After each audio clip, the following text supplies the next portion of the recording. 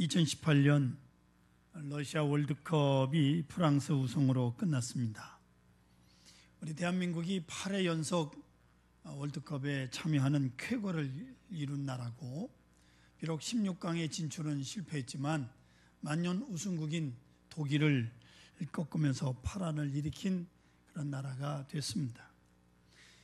역사적으로 축구의 황제라고 하는 브라질의 펠레라고 하는 선수가 있는데요, 선수로 활약하는 동안 1300골이라고 하는 경이적인 골을 기록한 그런 기록을 세운 사람입니다. 15살에 프로 축구팀에 스카웃이 돼서 축구와 함께 한평생을 사는 사람인데, 어린 시절 축구공이 없어서 양말을 둥글게 말아서 만든 공을 맨발로 차야 했던 가난한 시절을 보냈던 사람입니다. 근데 이 펠레가 축구 황제가 된 숨은 사실이 하나가 있는데, 그것은 펠레가 눈이 굉장히 안 좋았다는 겁니다. 치료할 수 없는 근시였다는 거예요. 이 나쁜 눈을 가지고 어떻게 1300골을 넣는 축구 선수 아니 축구 황제가 될 수 있었습니까? 라고 하는 질문에 펠레는 이렇게 대답을 했답니다. 근시 때문에 지장을 받은 적이 한 번도 없습니다. 내게는 말초적 감각, 즉 감각적 시각이 발달되어 있기 때문입니다. 여러분, 자신감이 넘칠 때 공이 크게 보인다는 겁니다. 가끔 우리 주변에서 이런 얘기를 듣는데, 야구 선수가 컨디션이 좋으면요, 홈런 치는 선수들 조그만 공이 들어올 때 배구공처럼 축구공처럼 크게 보인다는 겁니다. 빵 때리면 홈런, 그렇게 되는 거예요. 또 활 쏘는 양궁 선수들이 저 멀리 관역이 가물가물한데 그 10점짜리 관역이 크게 보이는 날에는 여지없이 10점 만점을 맞추고 우승을 한다는 거예요. 모두가 내 심리적 상태에서 연유하는 것이옵시다. 근시라고 하는 핸디캡을 펠레는 말 그대로 정신력으로 극복할 수 있었던 겁니다. 이 정신적 시각, 정신력이 말해주는 감각적 시각이라는 것이 얼마나 중요한가를 우리는 종종 잃어버리고 살 때가 많이 있습니다. 중국의 정치가이자 혁명가인 손문이라고 하는 사람이 삼민주의를 외쳤는데요, 중국의 정치 강력이 바로 이 삼민주의입니다. 민족주의, 민권주의, 민생주의, 이게 손문의 삼민주의입니다. 그런데 이 삼민주의라고 하는 책이 있는데, 손문이 쓴 책에 손문은 인생을 세 종류로 분류를 합니다. 첫째는 선지성각자가 있어요. 이 사람은 언제나 먼저 생각하고 먼저 알고 먼저 깨닫고 그리고 행동하는 사람을 선지성각자. 두 번째는 후지후각자가 있습니다. 꼭 경험한 다음에야 생각하고 깨닫는 사람. 세 번째가 부지불각자입니다. 경험하기 전에도 모르고 경험한 후에도 모르는, 어차피 모르는 사람 있습니다. 이런 세 종류의 인간이 있다, 그렇게 말합니다. 성도 여러분, 우리가 본다는 게 뭡니까? 지금 여러분들이 저를 보고 제가 여러분들을 쭉 이렇게 둘러보는 것, 역시 보는 것도 경험은 경험입니다. 그러나 중요한 것은 감촉이라고 하는 것, 이 만진다고 하는 것, 만지는 경험보다 먼저 오는 것은 본다고 하는 경험입니다. 우리는 물체를 손으로 만지기 전에 먼저 눈으로 봅니다. 어떤 사고가 꽝 하고 나기 전에 우리는 그 상황을 눈으로 먼저 보는 거예요. 꽝 그러잖아요. 눈으로 보는데 이게 어떻게 행동이 잘 안 되는 거예요. 차들이 그렇잖아요. 그렇습니다. 그렇기 때문에 본다고 하는 것은 우리가 가지고 있는 모든 경험 가운데 가장 앞서 있는 경험입니다.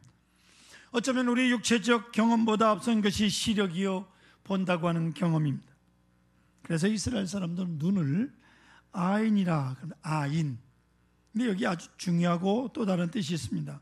그 아인은 샘이라는 뜻을 가지고 있고 원천이라는 뜻도 되는 겁니다. 아주 중요한 의미. 그러니까 본다고 하는 것이 우리의 생각과 우리의 모든 경험, 또 지혜의 샘이요 원천이 된다는 거예요. 얼마나 보느냐, 어떻게 보느냐가 우리의 운명을 결정한다는 거예요. 그런 거로 눈은 원천인 거예요. 눈이 중요한 거예요. 쌍꺼풀 수술하는 얘기가 아니에요. 예. 오늘 우리 본문에서 주님이 말씀하시기를 22절에 보시면 눈은 몸의 등불이니 그러므로 내 눈이 성하면 온몸이 밝을 것이다. 즉 눈이 밝아야 된다. 밝아야 된다. 이제 눈이 밝지 않아서 안경을 쓴 거예요. 한강에 운동을 저녁 때 나갈 때 아직 해가 있어서 선글라스를 끼고 나갈 때가 있는데요. 갑자기 구름이 끼거나 어두워지면 선글라스를 끼면 깜깜해요. 더 안 보여요. 그래서 벗습니다. 눈이 어두우면 그 보이는 모든 것이 얼마나 어둡겠느냐 하는 것이 주님의 말씀이에요. 눈이 밝아야 밝히 보고 밝게 깨닫고 밝게 생각할 수 있다는 말씀이에요. 그런데 흐린 눈이 있고 나쁜 눈도 있습니다. 여러분 왜 어두워졌느냐? 잘 들으세요. 우리 눈이 어두워지는 것은 뭔가 씌워서 가려져서 코앞에 있는 것을 못 보게 되는 거예요. 뭔가 씌웠다 그러잖아요. 어른들이 뭔가 씌웠다. 예수님의 제자 가룟 유다를 한번 생각해 보실까요? 3년 동안 예수님과 함께 그 많은 이적을 보고 그 많은 능력을 함께하고 그 많은 귀한 말씀을 다 들은 이 사람이 어찌 예수님을 은 30에 팔아버립니까? 어쩌자고? 성경은 저를 도적이라 그래요. 가룟 유다를 도적이라. 돈께서 돈을 훔쳐가는. 누군가 예수님의 다니는 것을 위해서 헌금을 하고 예수님에게 드린 것을 가룟 유다가 맡고 있었는데 슬금슬금 빼돌렸다 그 말이에요. 돈에 대한 욕심으로 가득 차 있어요. 돈 때문에 그 많은 말씀을 듣고도 깨달음이 없고 그 많은 이적을 보고도 무지하고 감각했어요. 무감각했어요. 본 것도 깨달은 것이 없어요. 3년 동안 오로지 돈을 어떻게 빼갈까? 그렇기 때문에 스승 예수님도 은 30짜리로 보았다 그 말이에요. 이렇게 눈이 어두웠다는 뭔가 쉬운 거예요. 네? 사랑하는 성도 여러분, 설교 말씀을 열심히 들었어요. 많이 듣고 열심히 들었어요. 집중적으로 들어보십시오.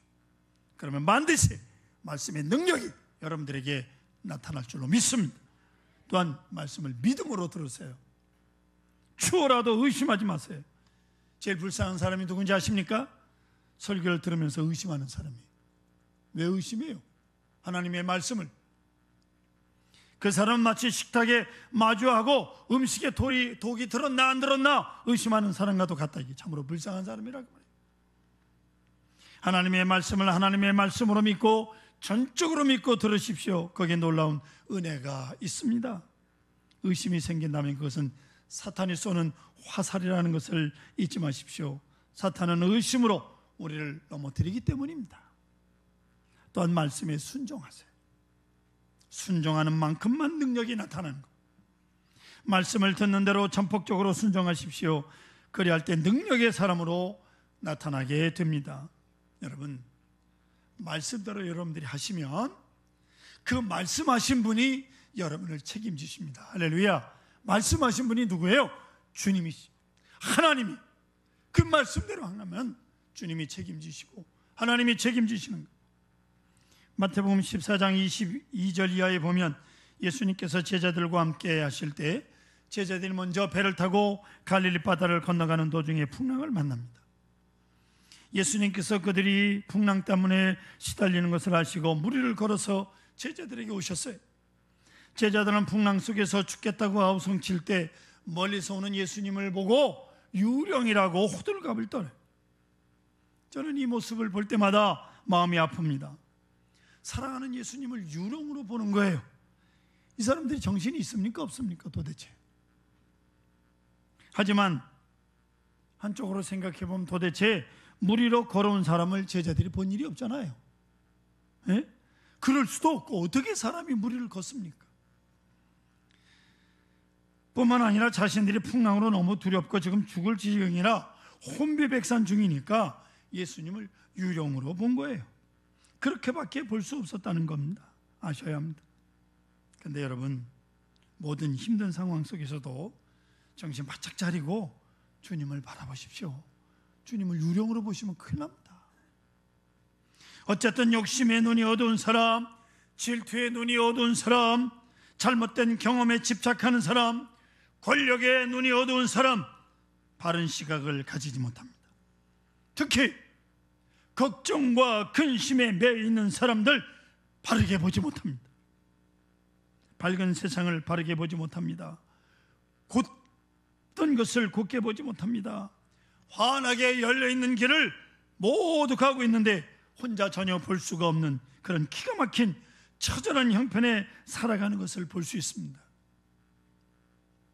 어떤 심리학자든지 간에 공통적인 관심과 연구를 보게 되는데 그것은 현대인들의 특징을 한마디로 평안이 없는 사람이라 그렇게 진단을 합니다. 그럼 왜 평안이 없느냐 하는 문제에 있어서는 심리학자들마다 내용을 조금 달리 하는데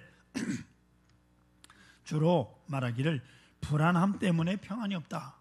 그건 당연한 거죠. 불안하니까 평안이 없지.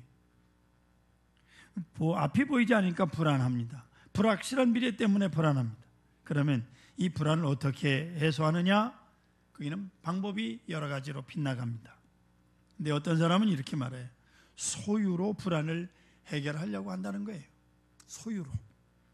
은행에 돈을 많이 쌓아놓는 것으로, 땅을 많이 가지는 것으로, 집을 많이 가지고 건물을 많이 가지는 것, 이 많은 것을 가지고 이 소유에 의해서 불안이 해소될 것이라고 착각을 하는데, 여러분, 명백한 착각이요. 많이 가지면 가질수록 더 불안해지는 법임을 알아야 합니다. 그런가 하면 사람들이 알게 모르게 적개심의 노예가 되어 있다는 거죠. 누군가를 미워하고 있다는 겁니다. 그런 동안 마음이 어두워지고 불안하다는 거예요. 눈이 흐려집니다. 도대체 나를 공평하게 나대로 평가해 주지 않는다고 하는 불만이 있어요. 그래서 뭔지 모르게 누군가에 대한 적개심을 가지고 있다 그 말이에요. 여러분, 누군가 나를 공평하게 평가해 주지 않는다고 그 시비할 거 없어요. 그냥 나는 나대로 하나님의 자녀로 살면 되는 거예요. 혹은 피해의식을 가지고 있는 사람들이 있어요. 이게 아주 참 문제예요. 피해의식. 이런 마음이 있는 한 절대로 밝은 세상을 볼 수가 없습니다. 왜 그리스도인들이 피해의식을 가지고 살아갑니까? 다른 사람이 나를 어떻게 안다고요? 아무도 나를 어떻게 알 수가 없어요. 난 나대로의 하나님의 자녀라고요. 사랑하는 성도 여러분, 미워하면서 상대방의 장점을 볼 수 있는 사람 보셨습니까? 문제는 사랑밖에 길이 없다는 겁니다. 사랑하고야 세상을 밝게 볼 수 있는데 어느 사이에 우리는 누군가를 미워하며 살고 있는 거예요. 혹은 섭섭한 마음으로 살고 있습니다. 그러니 눈이 어둡죠. 눈이 어두울 수밖에요. 마음이 어두운데 눈이 밝을 수 있느냐 그 말이. 또 한 가지, 힘에 의존해서 불안을 극복하려는 사람이 있어요. 불안과 적개심을 해결할 수 있는 길은 힘밖에 없다. 권력이다. 그래서 권력을 쫓아가려고 막 권력 주변에 맴도는 사람들. 글쎄요, 우리는 결국을 보지 않습니까? 힘은 우리 마음을 또 한번 어둡게 합니다. 지난 정부의 대통령 주변에 있던 사람들 모두 감옥 가거나 불명예로 그 생을 마치지 않습니까? 다 줄줄이 쇠고랑 차고 감옥으로 들어가. 이게 권력의 속성이요. 오직 겸손만이 밝은 시각을 가지게 하는 것인데 어느 사이에 힘에 의존하면서 교만해지다가 나중에는 다 쇠고랑 창. 점점 더 마음이 어두워지고 눈이 어두워지고 앞을 볼 수 없을 만큼 참으로 어리석어지는 것이 인간이요. 너무 어리석을 정도로 눈이 어두워지고 만 것을 보게 되는 것입니다. 그리고 예수님은요, 어두워진 나쁜 눈에 대해서 말씀하는데 23절 보십시오. 눈이 나쁘면 온몸이 어두울 것이니 그러므로 내게 있는 빛이 어두면 그 어둠이 얼마나 더하겠느냐. 자, 여러분, 나쁜 눈이 어떤 게 있느냐면 편시라는 눈이 있어요. 편시가 뭐냐면 균형을 잃고 한쪽만 보는 겁니다. 한쪽만 보는 게 편시예요. 나무는 보고 숲은 보지 못하는 것, 새를 보면서 새를 먹이시는 하나님을 못 보는 것, 예쁜 꽃을 보면서 넓은 세계를 보면서 하나님의 거룩한 창조의 솜씨를 보지 못하는 것, 참으로 미련한 거예요. 이게 편시예요. 역사는 깊이 연구하고 펼쳐진 역사를 보면서 역사를 주관하시는 하나님을 보지 못하는 것, 이 편시가 마음과 눈을, 세상을 다 어둡게 만들고야 마는 거예요. 또 하나는 복시라는 게 있어요. 잘못된 눈 중에 겹치고 포개서 보는 거예요. 두 마음으로 보는 거예요. 그런가 하면 둘이 하나로 보이고 하나가 둘로 보이는 이런 게 이게 복시예요. 예수님 뭐라고 그랬습니까? 한 사람이 두 주인을 섬기지 못한다고, 재물과 하나님을 겸하여 섬길 수 없다고 주님 말씀하시잖아요. 재물과 하나님을 겸하여 섬기지 못하는 거예요. 그렇게 오버랩 할 수가 없습니다. 그럼에도 불구하고 두 가지를 한꺼번에 보려고 하니까 다 못 보는 거예요. 지난 2013년 67세 나이로 소천한 체이노라고 하는 소설가가 있습니다. 아주 유명한 소설가. 그 소설가가 쓴 책이 많은데 그 중에 상도라고 하는 책이 있습니다. TV 드라마로 제작이 돼서 방영되기도 했던 책인데, 상도의 주인공이 임상옥이라고 하는 사람입니다.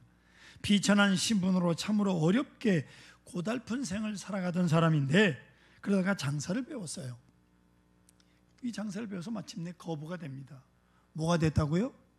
네, 부자가 됐다 그 말이요. 아들을 많이 낳아서 부자가 아니라 돈을 많이 벌었어요. 이 소설이 전하고자 하는 메시지, 즉 체이노 씨가 말하는 그의 생각은 뭐냐? 비록 돈을 벌러 다니는 장사꾼이지만 이익보다는 사람을 중요하게 여겨야 한다 하는 것이 이 소설의 초점이요. 임상옥은 사람 보는 눈을 가지고 있었습니다. 돈은 잃을 수도 있고 얻을 수도 있습니다. 모름지기 사람을 얻어야 한다는 거예요. 누구를 얻어요? 사람을 얻어야 돼요. 현자는 어떤 사람이냐? 모든 것부터 배우는 사람, 어린아이에게서부터 배우는 사람을 현자라 그래요. 에? 강자는 누구냐? 자신을 이기는 사람을 강자라 그래요. 자기보다 힘이 없는 사람 내리 누르는 게 그게 강자가 아니에요. 졸부요, 졸자요. 부자는 스스로 만족하는 사람이 부자입니다. 여러분 스스로 만족하십니까? 아멘이 하나도 없네. 그러니 뭔 부자로 살겠어. 스스로 만족하십시오. 부자로 사시기를 축원합니다. 임상옥은 장사꾼이에요. 어디까지나 돈을 따라다니는 사람이, 이익을 추구하는 사람이, 그러나 임상옥은 그보다 더 중요한 사람과 인간을 볼 줄 아는 시각을 가지고 세상을 보고 그렇게 살았다 그 말이에요. 오늘 말씀에도 예수님 뭐라고 말씀합니까?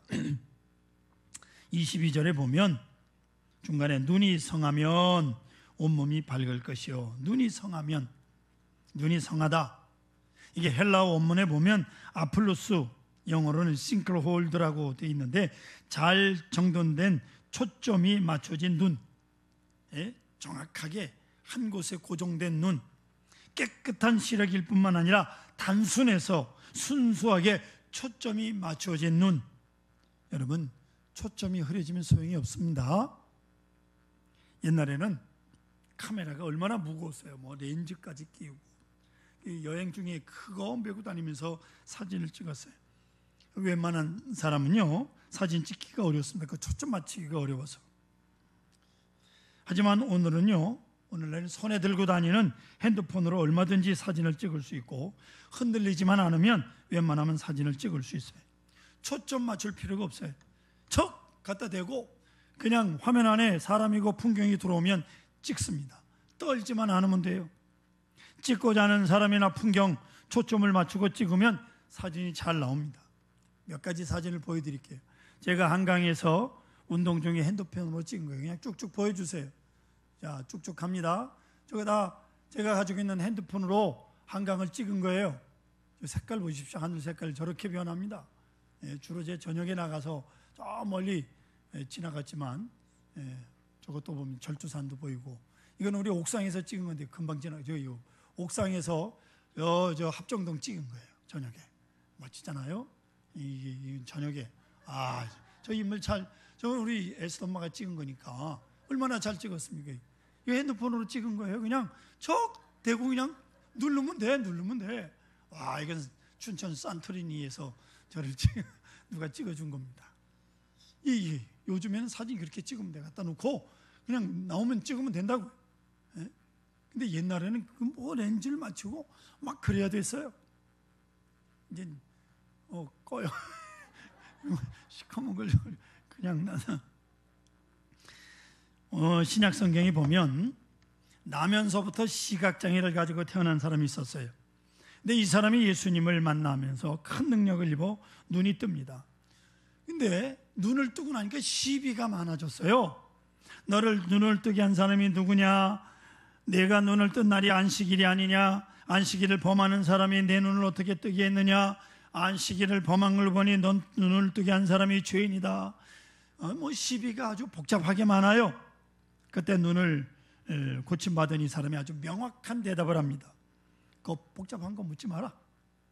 내가 아는 것은 시각장애인이었던 내가 눈이 떴다는 사실이다. 그것뿐이다. 내가 아는 것은 눈을 떴다는 거예요. 예수 그리스도로 말미암아 눈이 뜬 것이다. 이것뿐이다. 이렇게 담대하게 그 모든 입방아를 물리치는 것을 볼 수 있습니다. 여러분, 제발 예수님께 초점을 맞추고 삽시다. 사람 보지 마십시다. 누가 뭐라면 상관이 있어요. 주님 바라보시면 되지. 눈의 질병 중에 난시라는 게 있어요. 광선이 눈의 안막 초점에 집중하지 못하도록 되어 있는 눈의 구조적 결함이라 그럽니다. 눈이 잘못된 거예요. 구조적으로 잘못된 눈입니다. 그래서 빛이 안막에 똑바로 들어오지 못하는 거예요. 초점을 맞추지 못하는 구조가 난시입니다. 그런데 신앙에도 난시가 있어요. 무엇인가 내가 주님을 똑바로 보지 못하도록 가로막는 게 있다, 그 말이에요.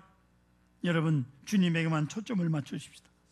누가 여기저기서 이런저런 말을 할지라도 주님만 바라보고 신앙생활을 하십시오. 흔들리지 마시고. 또 하나 중요한 것은 내 눈이 아무리 깨끗하고 밝아도 빛이 없으면 못 보는 겁니다. 빛이 문제예요. 빛이 없으면 아무리 좋은 눈을 가지고도 결코 볼 수가 없습니다. 빛이 문제일시다. 예? 그런 거로 빛 대신 주님, 말씀이신 주님을 기억하시고 말씀으로 말미암아 주님을 향하여, 말씀을 향하여 눈을 뜨고 성령이 우리의 마음을 비추어야 합니다. 말씀이 눈을 뜨게 하고 성령이 감동될 때 사물을 밝게 볼 수 있는 겁니다. 사랑하는 성도 여러분, 세상이 달라지기를 원하십니까? 그보다 중요한 것은 내 눈이, 내 시각이 바로 되어야 합니다. 그래야 밝은 세상을 볼 수 있어요. 제가 1등 교인 되는 법을 여러분에게 알려드립니다. 어느 여집사님이 예수 참 오래 믿었는데 언젠가 말씀을 듣는 중에 은혜를 받았어요. 은혜를 받는데, 은혜를 받고 보니까 한순간에 눈이 확 달라지더니, 눈이 바뀌면서 20년 넘게 같이 산 남편이 이제 보니까, 그전에 참 시시해 보이던 남편이 은혜 받고 보니까 더없이 예뻐지기 시작하는데 정신을 못 차리겠다는 거예요. 예? 눈을 봐도 예쁘고, 코를 봐도 예쁘고, 예? 코가 납작한데 그것도 예쁘게 보이고, 앉아있는 걸 봐도 예쁘고, 걷는 것을 봐도 예쁘고, 하도 예뻐서 잠자리에 들기 전에 하나님께 불평을 했다는 겁니다. 불평을. 하나님, 제 남편 저렇게 예쁜 얼굴을 제가 눈 뜨고 보면서 자게 만드시지 왜 눈을 감고 자게 만드셨습니까? 이랬답니다. 이 정도 되면 이게 제정신이 아닌데, 네, 아무튼 이뻐 보이는 거죠. 사랑하는 성도 여러분, 여러분 얼마나 잘 믿는다고 생각하십니까? 네? 얼마나 잘 믿는다고 생각하셔요? 찬양대 한다고 잘 믿는다고 생각하십니까? 네? 남편 얼굴이 견딜 수 없이 예뻐 보이거든 잘 믿는 줄 아십시오. 그렇게 안 보이면 그 잘 믿는 거 아니에요. 아내의 얼굴이 천사의 얼굴로 보이거든 내 신앙의 수준이 높은 줄 아시오. 박명수 집사님, 저 4층에 앉아 있는데 아내 얼굴이 천사로 보입니까? 대답을 못하네요.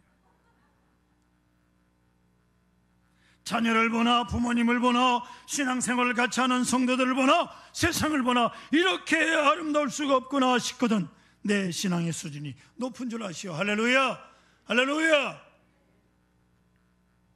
그 1등 교인이요, 아름답게 보여야 돼, 이쁘게 보여야 돼. 이 망할 놈의 세상 하고 느껴지거든 신앙이 땅에 떨어진 줄 아시라고.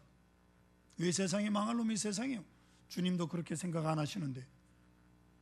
눈이 밝아지면 이 세상이 이렇게 아름다울 수가 없습니다.